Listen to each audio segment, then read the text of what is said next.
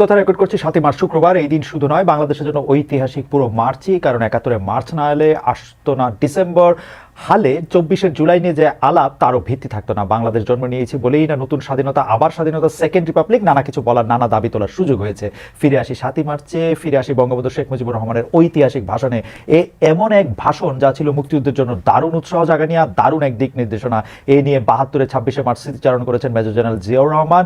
তিনি সেদিনের দৈনিক বাংলায় লিখেছেন, 7 মার্চ রেসকোর্স ময়দানে বঙ্গবন্ধুর ঐতিহাসিক ঘোষণা আমাদের কাছে এক গ্রিন সিগন্যাল বলে মনে হলো। মেজর জিয়ার মতো অনেক বীর যোদ্ধা যে ভাষণে পেয়েছিলেন মুক্তিযুদ্ধের সবুজ সংকেত, সেই ভাষণের ঐতিহাসিক গুরুত্ব মানতে হবে, জানতে হবে এর ইতিহাসও। কিন্তু গত 15 বছর আওয়ামী লীগ আমলে এই জাতীয় চেতনা চর্চার নামে, স্মরণের নামে বাড়াবাড়ি ছিল। তাই মার্চের 7 তারিখে যেখানে সেখানে মাইকে ভাষণ বাজানো অনেকের কাছেই ছিল বাড়াবাড়ি। ভাষণের মান মর্যাদা মহিমা নয়, কারো কারো কাছে ভাষণ বাজানোটাই ছিল চাঁদাবাজির হাতিয়ার। এবার তাদের প্রায় সবাই গর্তে আছেন। যারা 7 মার্চ স্মরণ করবেন এবার দেশের মাটিতে, তারাই প্রকৃত ধারক বাহক ঐতিহাসিক দিনটির। ইতিহাসের লেবু অতি বেশি কচলে তেতো করার অভিযোগ বরাবরই আওয়ামী লীগের বিরুদ্ধে। তাদের বিপরীত সব শিবির আবার লেবুতে হাতই দিতে চায় না। এই অন্তর্বর্তী সরকারের বেলাও সেটা খেটে যায়, কারণ তারা ক্ষমতায় এসেই 7 মার্চের প্রতি বিমাতা সুলভ হন। গত অক্টোবরই তারা বাতিল ঘোষণা করে এর জাতীয় দিবসের মর্যাদা। এর পক্ষে বিপক্ষে তখন সামাজিক যোগাযোগ মাধ্যমে অনেক আলোচনা হয়, জানিয়ে তখন ফেসবুকে লিখেছিলেন সাবেক স্বরাষ্ট্র প্রতিমন্ত্রী সোহেল তাজ। তার সেই লেখাটা আবার ফিরে দেখি। 7 মার্চ এবং 15 আগস্ট জাতীয় শোক দিবস বাতিলের ঘোষণার তীব্র প্রতিবাদ এবং নিন্দা জানাচ্ছি। এক একজন রাষ্ট্রীয় ক্ষমতায় আসবে আর ইতিহাসকে বিকৃত করবে, আড়াল করবে অথবা নতুন করে লিখবে, তা হতে পারে না। তবে এখানে একটু বলে রাখি, 7 মার্চ জাতীয় দিবস ঘোষণা করা হয়েছিল আসলে 2021 সালে। এর আগে যখন সরকারি দিবস ছিল না, তখনও এর মহিমা কোনোভাবেই কম ছিল না। তাই দিবস ঘোষণা বা বাতিল করার আগে আগুয়ান সময়কে ভেবে নেওয়া দরকার সরকার মহাশয়দের। আগে পিছিয়ে তো দূরের কথা, বর্তমানে আমাদের কর্তারা কতটা বর্তমান ভাবেন সেটাও একটা প্রশ্ন। তাদের আরেকটা অভ্যাসও তো আমাদের জানা, যা বলবেন তা করবেন না, আবার যা করবেন তা বলবেন না। চলমান মবের কথাই বলি, এ নিয়ে সরকারের অবস্থান আসলে কি? মঙ্গলবার বিষয়টি স্পষ্ট করেন পরিবেশ উপদেষ্টা সৈয়দা রিজওয়ানা হাসান। সাংবাদিকদের কাছে দেওয়া তার সেই ভাষ্য থেকে কিছুটা কোট করি। দেশে মব জাস্টিস ও মোরাল পুলিশিং এর সুযোগ নেই, এটার বিরুদ্ধে সরকার সবসময় শক্ত অবস্থানে আছে। যেহেতু এখনো আইন শৃঙ্খলা পরিস্থিতি আগের অবস্থায় আমরা ফেরত আনতে পারিনি, আসেনি, সেক্ষেত্রে কোনো কোনো জায়গায় মব জাস্টিস এবং মোরাল পুলিশিং এর ঘটনা ঘটেছে। সরকারের অবস্থান স্পষ্ট, এটার সুযোগ নেই। সরকারের স্পষ্ট অবস্থানটাকে আপনাদের কাছে, আমাদের কাছে, সবার কাছে স্পষ্ট হচ্ছে? সরকারের অবস্থান কি আসলে স্পষ্ট নাকি ঘোলা? আমরা অনেকেই জানি ঘোলা পানি অনেকের জন্য অনেক বেশি সুবিধাজনক, ঘোলা পানিতে মাছ শিকার করা অনেকের জন্য সুবিধাজনক। এই ঘোলা পানিটা কি আসলে সরকার করছেন নাকি সরকার করতে দিচ্ছেন বা হতে দিচ্ছেন বা সরকার বুঝতেই পারছেন না, সেটিও আসলে একটি বড় প্রশ্ন। মাননীয় উপদেষ্টা শক্ত অবস্থানের কথা বলছেন, কিন্তু বাস্তবে সরকার তো আছে নরম, তুলতুলেও নরম অবস্থানে। মঙ্গলবার দিবাগত মধ্যরাতে সেই চিত্রটা চলে এলো গুলশানে। প্রকাশ্যে রাজধানীর অভিজাত এলাকার একটি বাড়িতে ঢুকে পড়লো একদল লোক। নিজেদের তারা দাবি করলো ছাত্র জনতা। তাদের আরো দাবি, বাড়িতে আসামি আছে, অবৈধ টাকা করি আছে, এই আসামি ধরতে, এই টাকা উদ্ধারের তাগিদে বিক্ষুব্ধ হয়ে নাকি তাদের ছুটে আসা। আগস্ট থেকেই এমন দঙ্গল দেখেছি আমরা। যা করার কথা পুলিশ, র্যাব কিংবা ম্যাজিস্ট্রেসি ক্ষমতা নিয়ে মাঠে থাকা আর্মির, তা প্রায়ই করে দিতে চাইছে হয় ছাত্র জনতা নয়তো তৌহিদি জনতা। বাড়ি ধুলিসাৎ করা, ঘর তছনছ করা, কখনো লুট করা, তাদের হাতে এগুলো যখন শেষ তখন ছুটে আসে নিরাপত্তা প্রশাসনের লোকজন। এই যেন সে বাংলা সিনেমার চিত্র, মান্না ডিজলের শেষ লড়াইটাও যখন শেষ, সব যখন সানডে মানডে ক্লোজ, তখন ছুটে আসে পুলিশ আর বলে আইন নিজের হাতে তুলে নেবেন না। গুলশানে আমরা সেটাই দেখছি। বাড়ি তছনছে অংশ নেয় কত কত মানুষ, তার চিত্রটা ধরা আছে সরাসরি দেখানো অনেক ভিডিওতে। অথচ পরদিন পুলিশ জানিয়েছে 3 জনকে গ্রেপ্তারের খবর। এখানে তবু গ্রেপ্তার আছে 3 জনের কারাবন্দী হওয়ার ঘটনা, কিন্তু দিবালোকের অনেক মবেই তো কারো কিছু হচ্ছে না। বীর দর্পে ঘুরে বেড়াচ্ছেন তারা। এই জাতীয় বীরদের স্বর্ণ সময় কি এখন বাংলাদেশে?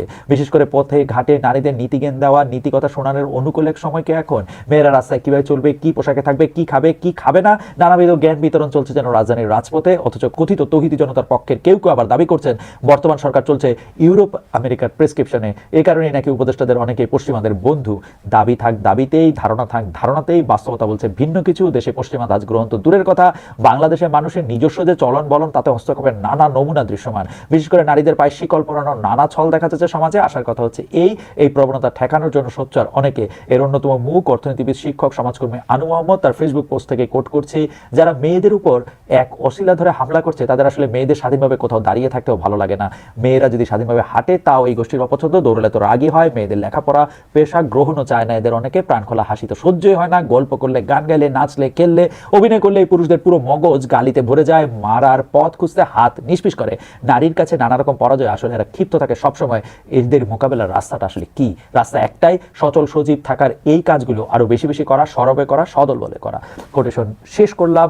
আমি বলতে চাই যে অনেককে আমি আমি আমি আমি নিজে দেখেছি সোশ্যাল মিডিয়াতে কেউ কেউ বলতে চেষ্টা করছে যে এখন একটা রমজান মাস, এটা একটা পবিত্রতা বজায় রাখার জন্য সবাই পর্দা করে বেরোবেন। বিশেষ করে নারীদের উদ্দেশ্যে এটা বলা হচ্ছে যে পর্দা করে বেরোবেন, পর্দা না করলে কারো কারো রোজা রাখতে সেটা সমস্যা হয়, তারা কোনো একটা নাপাকি থেকে, কোনো একটা পাপ কাজ থেকে নিজেদের চোখকে দূরে সরিয়ে রাখতে চান। কিন্তু আমরা আসলে কি দেখি? ডেইলি স্টারের একজন তরুণ অনুসন্ধানী প্রতিবেদন জাইবা ইসলাম যখন একটি প্রতিবেদনকে সামনে নিয়ে আসেন সেই প্রতিবেদনের পেছনে গল্প করতে, সেখানকার লোকেরা তার সম্পর্কে কি মতামত করছেন, কোন বিষয়ে মতামত করছেন, সেটি তিনি আবার তার ফেসবুক পোস্টেই দিয়েছেন। এবং সেই ফেসবুক পোস্টে সেই মতামতগুলি পড়লে আমরা সহজেই দেখতে পাই যে আমাদের উদ্দেশ্য আসলে পাপ থেকে বিরত থাকা না, বা তথাকথিত পাপ থেকে বিরত থাকা না, কি সেটা আর আমি এখন নাই বা বললাম। বৈষম্য নিরসনের কাজগুলি বেশি বেশি করার আহ্বান অবশ্যই সঠিক, এর বাইরে আমাদের বিদ্যা শিক্ষা চর্চা ও বিষয়গুলি থাকা প্রয়োজন বলে আমরা মনে করি। কিন্তু এইবার এসে এখানে যেন লিঙ্গ বৈষম্যকেই বেশি উস্কানি দেওয়া হয়েছে। দ্বিতীয় শ্রেণীর আমার বাংলা বই নমুনা হিসেবে সামনে আনি, সেখানে আমার বাড়ির কাজ শিরোনামে একটি গল্প ছিল,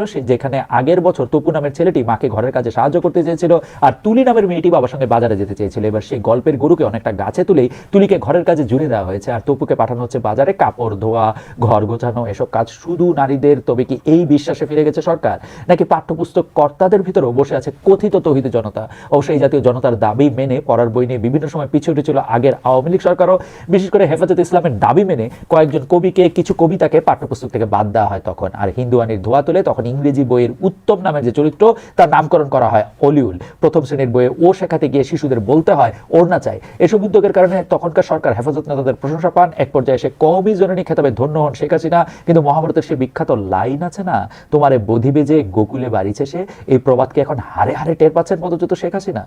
ফিরে আসি পাঠ্যপুস্তকের কথায়। শিক্ষাবর্ষের 2 মাস চলে গেছে, এখনো কিন্তু সবার হাতে বিনামূল্যের বই পৌঁছায়নি, এখনো ছাপা হয়নি 3 কোটি পাঠ্য বই। এই শিরোনামে বুধবার একটি প্রতিবেদন আসে বাংলা ট্রিবিউনে, সেখান থেকে একটু পড়ে নিতে পারি। এনসিটিভি সূত্রে জানা গেছে এবার মোট পাঠ্য বইয়ের সংখ্যা 40 কোটির মতো। এর মধ্যে মাদ্রাসার ইবতেদায়ী মাধ্যমিক স্তরের জন্য 2 কোটি 31 লাখের মতো, এবং প্রাথমিক স্তরের বই 9 কোটি 20 লাখের মতো।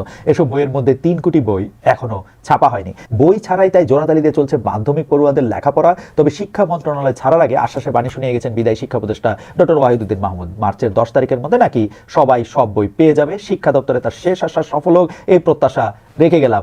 আশা রাখতে চাই নতুন শিক্ষা উপদেষ্টাকে নিয়েও দায়িত্বে এসেছেন সিআর আবরার, তিনিও একজন শিক্ষক, স্বনামধন্য শিক্ষক। পাঠ্য বই নিশ্চিত করা ছাড়াও তার সামনে দেখা যাচ্ছে পাহাড় সমান চ্যালেঞ্জ, কারণ ছাত্ররাই যখন সরকারটি বসিয়েছে তখন শিক্ষাঙ্গন সামলানো চারটিখানি কথা নয়। শপথ নেওয়ার পর নতুন শিক্ষা উপদেষ্টা নিজেও চ্যালেঞ্জের বিষয়টি সামনে এনেছেন, সাংবাদিকদের বলেছেন প্রধান উপদেষ্টা যে আমাকে এই দায়িত্বটি দিয়েছেন সেটা একটা বড় চ্যালেঞ্জ। প্রধান উপদেষ্টাও বলেছেন সামনের যে জার্নিটা তা ইজি হবে তা নয়। জগতে কোনো কাজই আসলে সহজ নয়, আর প্রশাসনে কোনো কিছু চাইলেই সহজ করে নেওয়া যায় না, পড়তে হয় আমলাতন্ত্রের পেঁচে। অনেকটা এমন অভিমান, এমন ক্ষোভ থেকে কিনা কে জানে আগের শুক্রবার দায়িত্ব থেকে স্বেচ্ছায় সরে গেলেন সৈয়দ জামিল আহমেদ। শিল্পকলা একাডেমির মহাপরিচালক পদখানি যখন ত্যাগ করতে চাইলেন তিনি, তখনও তিনি ছিলেন মঞ্চে।